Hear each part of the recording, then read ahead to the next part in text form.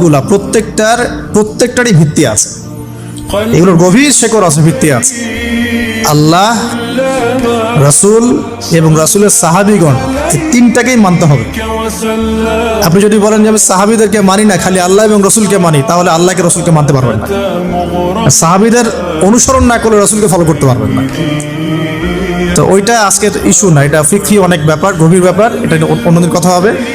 এই দলিল আর এই দলিল কিন্তু সেম করা যাবে না। আবার আমরা বাপ দাদা থেকে দেখে আসছি, তোমরা নামাজ এইভাবে পড়ো, এই নামাজ ওই দলিল চলবে না, আমারটা ঠিক, এটা ঠিক না। নামাজ যেটা পড়ে আসে তারা, এটা ঠিক আছে। এর প্রত্যেকটা দলিলের মধ্যে অথেন্টিসিটি আছে। এরকম করে সমাজে ফিতনা ছড়ানো ঠিক হবে না, বিভ্রান্তি ছড়ানো ঠিক হবে না। এখন আসুন, ইব্রাহিম আলাইহিস সালামকে কি আনসার দিচ্ছেন? আমরা আমাদের পিতা মাতাদেরকে দেখেছি, বাপ দাদাকে দেখেছি এরকম তাওয়াফ করতে, মূর্তির চারপাশে পূজা করতে, নজর দিতে। তো ইব্রাহিম আলাইহিস সালাম বলছেন যে হাল ইয়াসমাউনাকুম, এই মূর্তিগুলো কি তোমাদেরকে শুনতে পারে?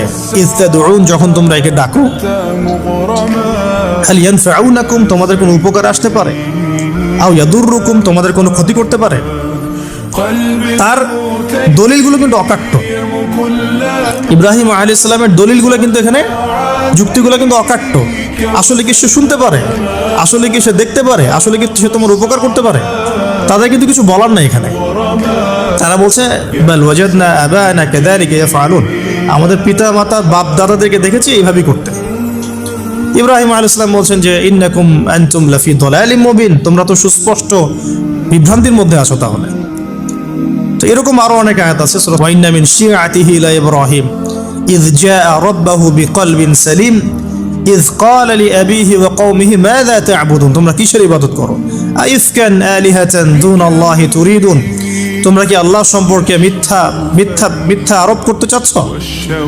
ফামা যান্নুকুম বিরাব্বিল আলামিন, আল্লাহ রাব্বুল আলামিন সম্পর্কে তোমাদের কি ধারণা? এভাবে তিনি তার কওমকে দাওয়াত দিতে লাগলেন। কিন্তু তাদের কওমের দলিল একটাই ছিল, বাপ দাদাদেরকে দেখেছি এভাবে মূর্তি পূজা করতে, তাই করি।